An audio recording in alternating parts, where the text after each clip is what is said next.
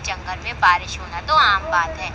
बात तो आपकी सही है मीनू मौसी, लेकिन लगातार बारिश होना खतरनाक बात है। रानू चिड़िया ने इतना बोला ही था कि तभी मोनू चिड़िया उड़ती हुई आकर वहाँ पर बैठ गई। अरे मोनू, तुम बारिश में क्यों भीग रही हो?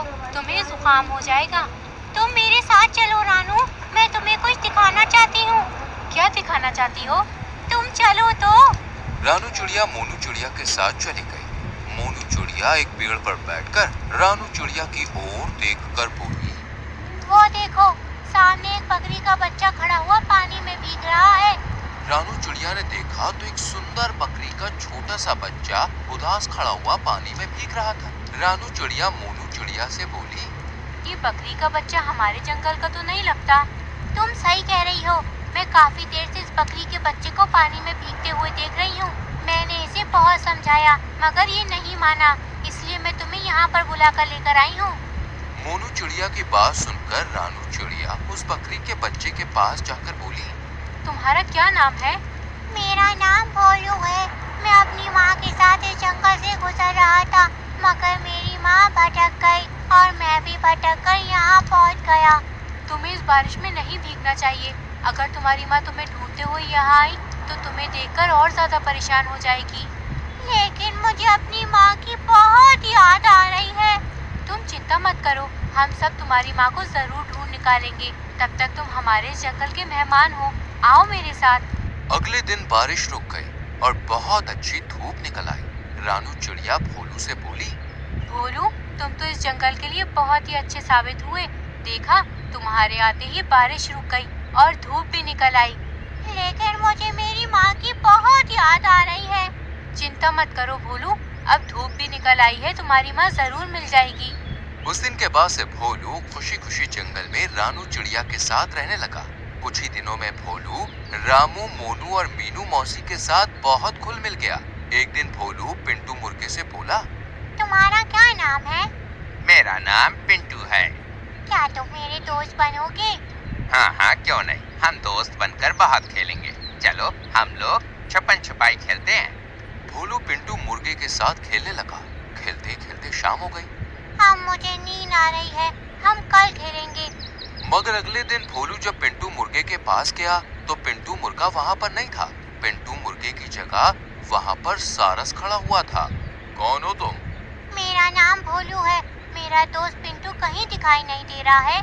पिंटू मेरा भी दोस्त है और वो मुझे भी कहीं दिखाई नहीं दे रहा। क्या तुम मेरे दोस्त बनोगे? वैसे तुम इस जंगल के तो नहीं लगते हो। भोलू उदास होकर अपने साथ घटी सारी घटना सारस को बताने लगा। चिंता मत करो, आज से हम दोनों दोस्त हुए और हाँ, तुम्हारी माँ तुम्हें जरूर मिल जाएगी। सारस की बात सुनकर भोलू खुश हो गया और उसके साथ खेलने लगा।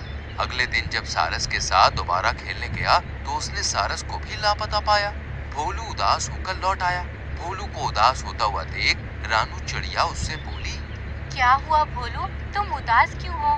परसों मेरा एक नया दोस्त बना था, पिंटू, वो भी मुझसे नहीं मिल रहा। और कल एक दूसरा दोस्त बना था, सारस, वो भी मुझे आज नहीं मिल रहा। चिंता मत करो भोलू, वो दोनों कहीं गए होंगे, कुछ देर बाद वापस आ जाएंगे। तभी ब्लैक बर्ड उड़ते हुए रानू चिड़िया के पास आके बोली, तुम्हें कुछ पता भी है जंगल में क्या हो रहा है? क्या हो रहा है? जंगल के पक्षी और जानवर लापता हो रहे हैं। आज शाम को जंगल के राजा शेर ने सभी पक्षियों और जानवरों को अपनी गुफा के पास बुलाया है। रानू चिड़िया, मीनू मौसी, मोनू चिड़िया और भोलू शाम के समय गुफा के पास पहुंच गए। जंगल का राजा शेर सबकी ओर देखकर बोला, मेरे जंगल के प्रिय जानवरों और पक्षियों, कुछ दिनों से हमारे जंगल में अचानक से कुछ पक्षी और जानवर गायब हो जा रहे हैं। मैंने यहाँ पर तुम लोगों को इसलिए बुलाया है ताकि तुम सब सतर्क रहो और सभी उन सबको ढूंढने का प्रयास करो। तभी ब्लैक बर्ड शेर से बोली, महाराज, ये सब कुछ तभी से शुरू हुआ है जब से हमारे जंगल में एक नया मेहमान आया है। कौन सा मेहमान? उसका नाम भोलू है। वो एक बकरी का बच्चा है। वो इंसानों के बीच रहकर आया है। मुझे लगता है इन सब घटनाओं में कहीं न कहीं उसी का संबंध है। ब्लैक बर्ड की बात सुनकर रानू चिड़िया क्रोधित होते हुए बोली, ये तुम क्या बोल रही हो? बिल्कुल सही बोल रही हूँ। तुम्हें कोई जंगल की चिंता तो है नहीं? शेर रानू चिड़िया की ओर देखकर बोला, क्या ये सच है? ये सच है महाराज। भोलू इस जंगल से अपनी माँ के साथ गुजर रहा था और वो भटक गया, मगर मुझे विश्वास है कि इन सब घटनाओं में उसका कोई लेना देना नहीं है। इसकी बातों में मत आइए महाराज। परसों मैंने भोलू को पिंटू मुर्गे के साथ खेलते देखा, वह लापता है। कल मैंने भोलू को सारस के साथ खेलता देखा, वो भी लापता है। इस बात से क्या अर्थ निकाला जा सकता है? ब्लैकबर्ड की बात सुनकर शेर गहरी सोच में डूब गया और बोला, इस हिसाब से तो ये बकरी का बच्चा ही मुझे दोषी नजर आ रहा है। मुझे आप 2 दिन का समय दीजिए महाराज, मैं असली मुजरिम को आपके सामने पेश कर दूंगी। ठीक है रानू चिड़िया, मैं तुम्हें सिर्फ 2 दिन का समय देता हूँ। रानू चिड़िया सबके साथ घर लौट आई। मीनू मौसी रानू चिड़िया से बोली, तुमने महाराज के सामने ऐसा बोल तो दिया, लेकिन तुम असली मुजरिम को तलाश कैसे करोगी? कुछ न कुछ तो करना पड़ेगा मीनू मौसी, नहीं तो बेचारा भोलू बेवजह मुसीबत में फंस जाएगा। तभी वहाँ पर एक काला कौवा उड़ता हुआ आ गया और रानू चिड़िया से बोला, मैं तुम्हें कुछ बताना चाहता हूँ रानू चिड़िया। क्या बताना चाहते हो तुम? बहुत जरूरी बात है, अकेले में आओ। रानू चिड़िया काले कौवे के साथ एकांत में चली गई। बोलो। मैंने ब्लैकबर्ड को जंगल की सीमा में उस गुफा के पास मंडराते देखा है, जो कि एक भूल भुलैया है। मुझे लगता है कि हम दोनों को ब्लैकबर्ड के ऊपर नजर रखनी चाहिए। काले कौवे की बात सुनकर रानू चिड़िया गहरी सोच में डूबते हुए बोली, ठीक है चलो। रानू चिड़िया काले कौवे के साथ उस गुफा पर नजर रखने लग गई। शाम के समय रानू चिड़िया ने देखा ब्लैकबर्ड जंगल के एक पक्षी के साथ वहां पर आई और उसे गुफा के अंदर लेकर चली गई। कुछ देर के बाद ब्लैकबर्ड गुफा के अंदर से अकेली निकली और उड़ती हुई वहां से चली गई। रानू चिड़िया काले कौवे की ओर देखकर बोली, ब्लैकबर्ड एक पक्षी के साथ अंदर गई थी, मगर वो अकेली निकली। कुछ तो गड़बड़ है, हम दोनों को अंदर जाना चाहिए। लेकिन गुफा के अंदर भूल भुलैया है। चिंता की कोई बात नहीं है काले कौवे, शायद तुम जानते नहीं कि मुझे भूल भुलैया से निकलने का रास्ता मालूम है। रानू चिड़िया काले कौवे के साथ उस गुफा के अंदर चली गई। गुफा के अंदर का दृश्य देखकर रानू चिड़िया की आंखें हैरत से खुली की खुली रह गई। कुछ देर बाद रानू चिड़िया घर आ गई। ऐसे ही 2 दिन बीत गए। मीनू मौसी रानी चिड़िया से बोली, रानू, तुमने महाराज से वादा किया था कि तुम असली मुजरिम का पता लगा लोगी, लेकिन तुम तो 2 दिन आराम से ऐसे ही टहलती रही। अब तुम महाराज को क्या जवाब दोगी? चलिए आप सब मेरे साथ, मुझे महाराज को क्या जवाब देना है वो मैंने सोच रखा है। रानू चिड़िया मीनू मौसी मोनू चिड़िया भोलू के साथ जंगल की गुफा में पहुंच गए, जहां ब्लैकबर्ड पहले से ही मौजूद थे। रानू चिड़िया, तुमने तो कहा था कि तुम असली मुजरिम को ढूंढकर मेरे सामने ले आओगी, मगर यहाँ तो कोई भी नहीं दिख रहा है। हाँ, तुम्हारा ये भोलू जरूर दिखाई दे रहा है। वो मुजरिम कोई और नहीं, बल्कि आपके ही बगल में बैठी हुई है। तुम कहना क्या चाहती हो? मुजरिम कोई और नहीं, बल्कि ब्लैकबर्ड है। रानू चिड़िया की बात सुनकर ब्लैकबर्ड पूरी तरह से चौंकते हुए बोली, ये तुम क्या बकवास कर रही हो? ये तुम्हें कुछ देर बाद पता लग जाएगा। कुछ देर बाद सभी लापता हुए जानवर धीरे धीरे वहाँ पर आने लगे। ये देखकर जंगल का राजा शेर भी पूरी तरह से चौंक पड़ा और ब्लैकबर्ड का चेहरा उतर गया। ये सब तुम्हें कहाँ मिले?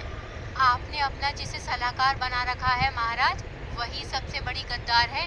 दरअसल ये पक्षी और जानवरों को बहला फुसलाकर जंगल की सीमा की उस गुफा तक ले जाती थी, जो कि अंदर से एक भूल भुलैया की तरह है। उस गुफा के अंदर सब भटक जाते हैं और इसने बड़ी आसानी से इल्जाम भोलू पर लगा दिया। रानू चिड़िया सही कह रही है महाराज। मैंने और रानू ने अपनी आंखों से गुफा के अंदर इन सभी पक्षियों और जानवरों को भटकते हुए देखा है। मैंने इन सबको आज ही भूल भुलैया से बाहर निकाला है महाराज। अगर मैं इन्हें समय से पहले बाहर नहीं निकाल लाती तो ब्लैकबर्ड भाग जाती। मैंने और काले कौवे ने ये योजना बनाई थी कि हम इन सभी पक्षी और जानवरों को आज के दिन ही भूल भुलैया से बाहर निकालेंगे और आपके सामने पेश करेंगे। वो सब तो सही है, लेकिन ब्लैकबर्ड ऐसा क्यों करेगी? ये आप ब्लैकबर्ड से खुद ही क्यों नहीं पूछ लेते? शेर ब्लैकबर्ड की ओर देखकर बोला, क्या ये सच है? ब्लैकबर्ड क्रोधित अवस्था में शेर की ओर देखकर बोली, हाँ ये सच है महाराज, क्योंकि मैं सभी पक्षी और जानवरों को उस गुफा के अंदर हमेशा बंद रखना चाहती थी। जब सारे पक्षी और जानवर यहाँ से लापता हो जाते तब आप इस जंगल को छोड़कर अपने आप चले जाते और फिर सारे जंगल पर मेरा शासन होता। ब्लैकबर्ड की बातें सुनकर शेर अपने सैनिक बाज और चील से बोला, देखते क्या हो, गिरफ्तार करके जेल में डाल दो इसको। सैनिकों ने ब्लैकबर्ड को गिरफ्तार करके जेल में डाल दिया। रानू चिड़िया सभी के साथ खुशी खुशी चली गई और भोलू बहुत ही ज्यादा उदास था। मगर जैसे ही वो अपने घर पर आया, उसने देखा कि उसकी माँ खड़ी हुई थी। वो दौड़ते हुए अपनी माँ के गले लग गया। तुम्हारी माँ भी उसी